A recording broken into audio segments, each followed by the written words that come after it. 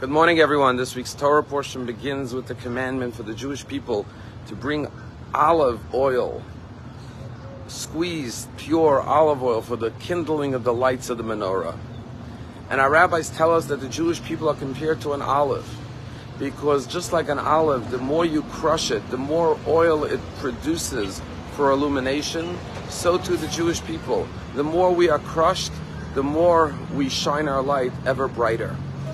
And how true this is, that despite thousands of years of persecution, oppression, we the Jewish people not only continue to shine our light as a light unto the nations, but our light gets ever greater. People often ask, how is it that this tiny little nation, less than 1/4% of the world's population, not only continues to exist for thousands of years, but continues to illuminate the world with spiritual values, ethical, moral, and all the great achievements of Jews throughout the ages, all the Nobel Prizes, 30% of Nobel Prizes given to Jews who are 1/4%.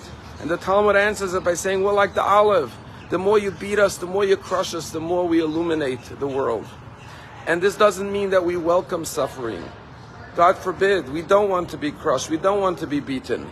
But a Jew has a mindset that if I've already suffered oppression, the question is not why, but the question is, how can I take this pain in my life and transform it into love and into light? And we see this since October 7th, that the greatest love and unity and goodness of the Jewish people and kindness has emerged from the greatest crushing that we've ever experienced.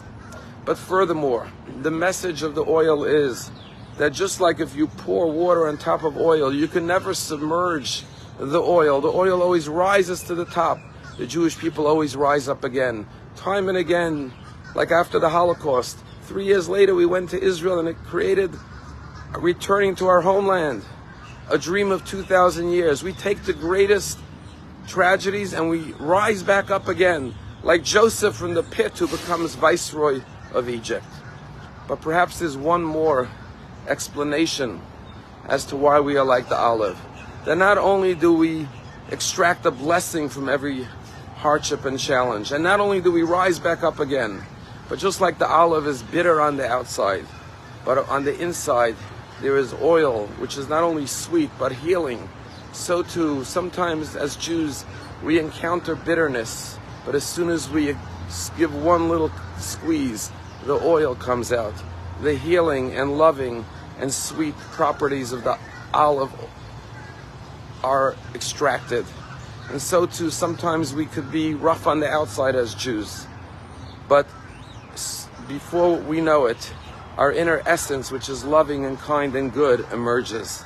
And this is something we've seen as well before October 7th. Unfortunately, Jews were divided in Israel. We were hard on the outside towards each other, but as soon as the olive was squeezed and pressed, our goodness and our love, which is really our true essence, emerged.